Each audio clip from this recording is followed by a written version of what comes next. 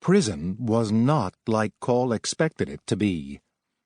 He had grown up with the crime shows on television, so he thought he was supposed to have a gruff roommate to show him the ropes and how to get really buff from lifting weights. He was supposed to hate the food and not start anything with anybody for fear of getting shanked with a cleverly sculpted toothbrush knife.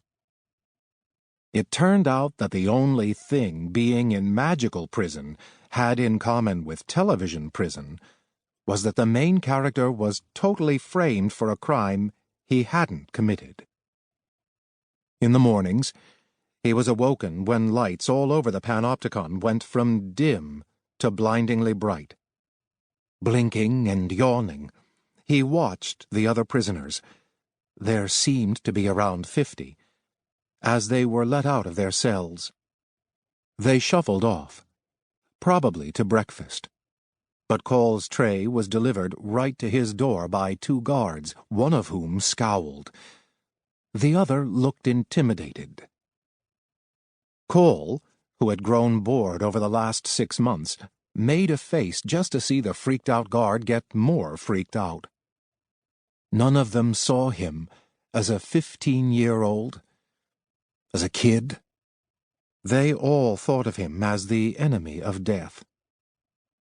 In all the time he'd been here, not a single person had come to visit him, not his father, not his friends. Call tried to tell himself that they weren't allowed, but that wasn't comforting either.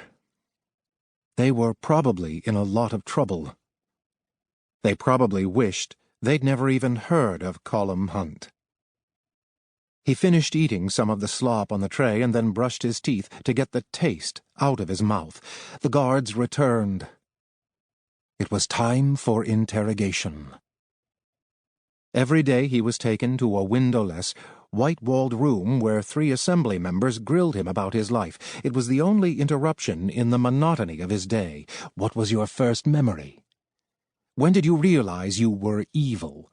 I know you say that you can't remember anything about being Constantine Madden, but what if you try harder? How many times did you meet Master Joseph? What did he say to you? Where is his stronghold? What are his plans? Whatever his answer, they would go over the minutiae until Call himself got confused. They accused him of lying a lot. Sometimes when he got tired and bored, he was tempted to lie because what they wanted to hear was so obvious and it seemed like it might be easier to tell them.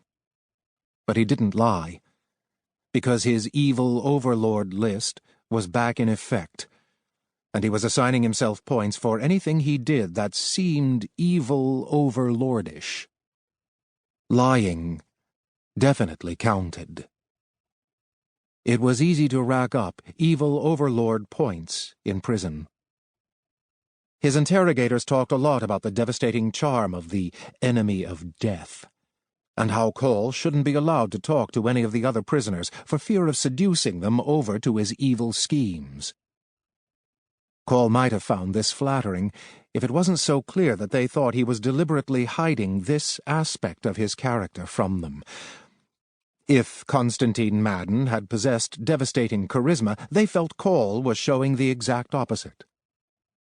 They didn't look forward to seeing him, and he didn't look forward to seeing them either.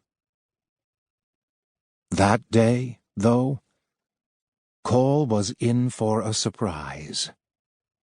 When he walked in to be interrogated, it wasn't his usual interrogator sitting there. Instead, on the other side of the white desk, he found his former teacher, Master Rufus, dressed in black, his bald brown head shining under the 2 bright lights.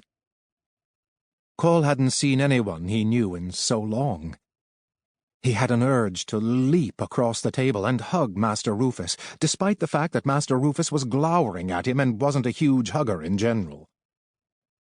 Call sat down in the chair opposite his teacher. He couldn't even wave or offer to shake Master Rufus's hand, since his wrists were bound in front of him with a glowing chain of incredibly hard metal. He cleared his throat. "How's Tamara?" he said. "Is she all right?" Master Rufus looked at him for a long time. "I'm not sure I should tell you," he said finally. "I am not sure who you are